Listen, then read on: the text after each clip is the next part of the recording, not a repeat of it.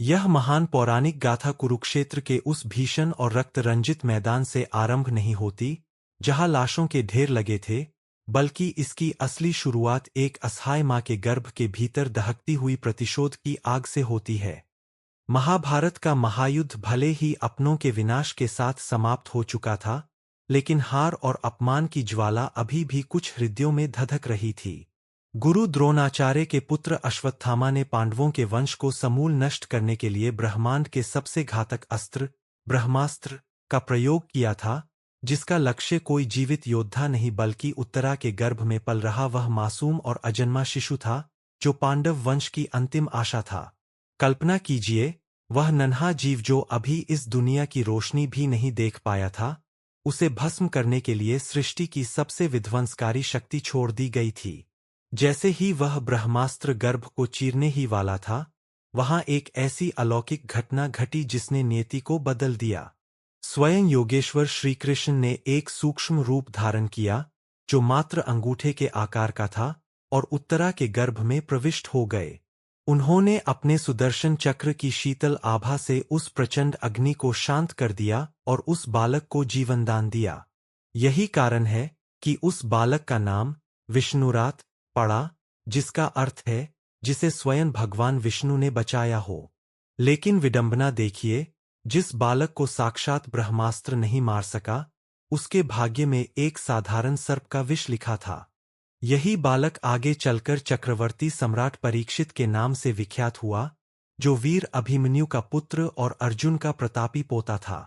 परीक्षित का शासनकाल धर्म और न्याय का स्वर्णिम युग माना जाता था, जहां प्रजा इतनी सुखी थी कि कहा जाता था कि उनके राज्य में शेर और गाय एक ही घाट पर निर्भय होकर पानी पीते थे। धर्म अपने चारों स्तंभों पर मजबूती से खड़ा था, लेकिन समय का क्रूर चक्र कभी नहीं रुकता। जैसे ही भगवान श्रीकृष्ण अपनी लीला समाप्त कर स्वधाम गमन कर गए, द्वापर युग का अंत होने लगा और पृथ्वी पर एक काली, भयावह परछाई मंडराने लगी।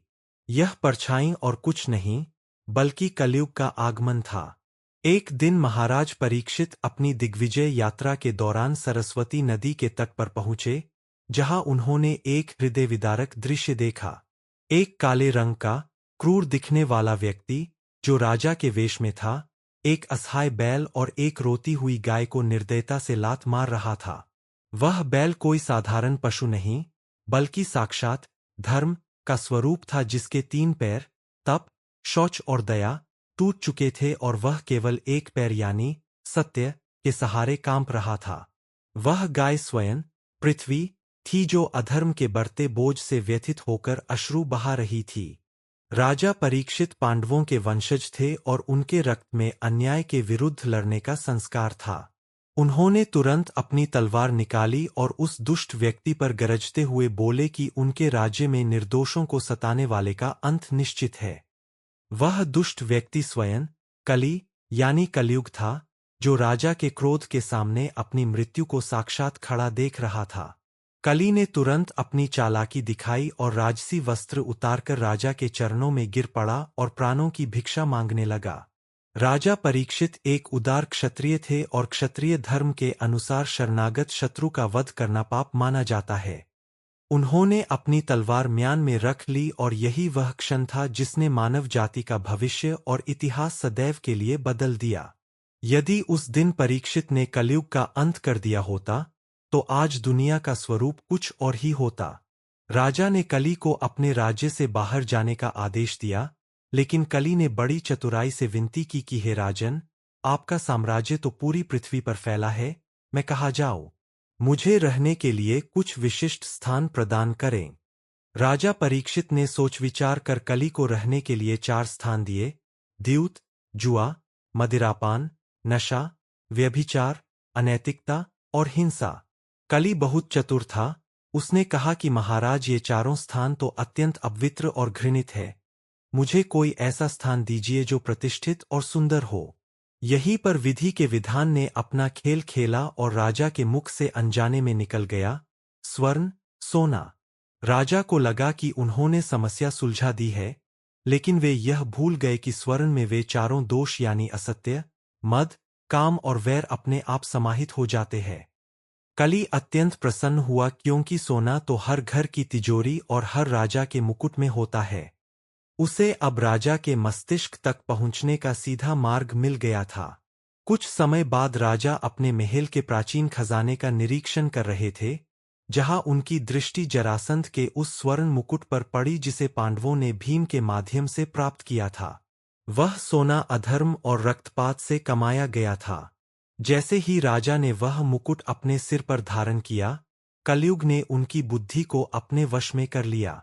जरासंध के मुकुट में छिपे कलयुग के प्रभाव से राजा परीक्षित का विवेक धुंधला हो गया और उन्हें अचानक शिकार खेलने की तीव्र इच्छा हुई। वे घने जंगलों की ओर निकल पड़े, जहां भीषण गर्मी और प्यास से उनका गला सूख रहा था। कलयुग उनके सिर पर सवार था और उनका अहंकार उन्हें यह सोचने पर मजबूर कर रहा था कि वे इस पूरी पृथ्वी के स्वामी हैं। फिर भी वन के जीव और पेड़ पौधे उनका सम्मान नहीं कर रहे। भटकते हुए उन्हें महर्षि शमीक का आश्रम दिखाई दिया। राजा जब भीतर पहुंचे तो उन्होंने देखा कि महर्षि आंखें बंद किए गहरी समाधि में लीन थे। राजा ने बार बार जल मांगा, लेकिन समाधिस्थ ऋषि को बाहरी दुनिया का कोई आभास नहीं था। कलयुग ने राजा की मति ऐसी भ्रष्ट की कि उन्हें लगा ऋषि जानबूझकर अपमान कर रहे हैं। क्रोध और अपमान के वशीभूत होकर राजा ने अपने धनुष की नोक से पास पड़े एक मरे हुए सांप को उठाया और ऋषि के गले में माला की भांति डाल दिया। यह एक अत्यंत जघन्य अपराध था, लेकिन कलयुग के प्रभाव में राजा इसे अपनी जीत समझकर महल लौट आए। जैसे ही राजा परीक्षित ने महल पहुंचकर वह भारी स्वर्ण मुकुट उतारा, उनके दिमाग से कलयुग का काला साया हट गया और उन्हें अपनी भयानक भूल का एहसास हुआ। पश्चाताप की आग में जलते हुए राजा कांप उठे कि उन्होंने एक शांत और समाधिस्थ ब्रह्मर्षि का अपमान किया है। उन्हें आभास हो गया कि यह कोई साधारण भूल नहीं है और इसका परिणाम बहुत भयानक होने वाला है। उधर आश्रम में ऋषि शमीक के तेजस्वी पुत्र श्रृंगी जब खेल कर लौटे और अपने पिता के गले में मृत सर्प देखा, तो उनका क्रोध ज्वालामुखी की तरह फट पड़ा। उन्होंने अपनी अंजलि में कौशिकी नदी का जल लिया और वह ऐतिहासिक श्राप दिया जिसने युगों का क्रम बदल दिया। श्रृंगी ने कहा कि जिस कुबुद्धि राजा ने मेरे शांत पिता का अपमान किया है, ठीक आज से 7वें दिन तक्षक नाग उसे डस लेगा और उसकी मृत्यु हो जाएगी।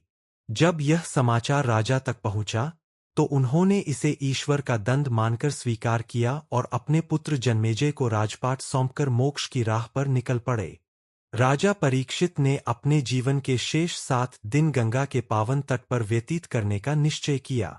यह समाचार मिलते ही ब्रह्मांड के बड़े बड़े ऋषिमुनि, जैसे अत्रि, वशिष्ठ और नारद वहां एकत्रित हो गए। तभी वहां व्यास नंदन भगवान सुखदेव का आगमन हुआ, जिनका चेहरा करोड़ों सूर्यों के समान दीप्तिमान था। राजा ने उनके चरणों में गिरकर प्रश्न किया कि जिसकी मृत्यु 7 दिन बाद निश्चित हो, उसे क्या करना चाहिए। सुखदेव जी मुस्कुराए और उन्होंने कहा कि 7 दिन मोक्ष प्राप्त करने के लिए पर्याप्त समय है। उन्होंने राजा को श्रीमद् भागवतम की अमर कथा सुनानी शुरू की।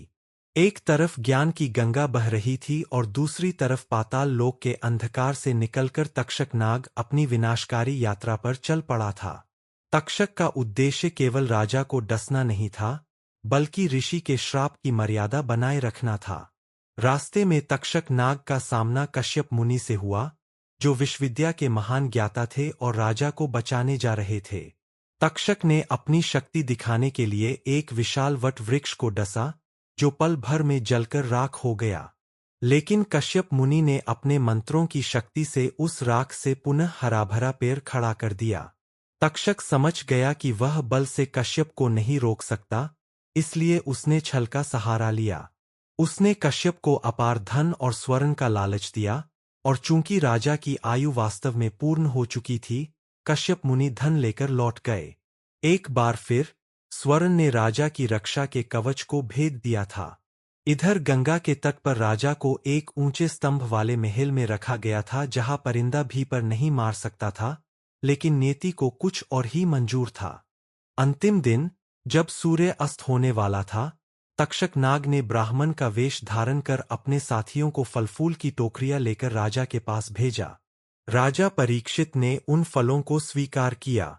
जब उन्होंने एक सुंदर फल उठाया तो उसमें से तांबे के रंग का एक अत्यंत सूक्ष्म कीड़ा निकला।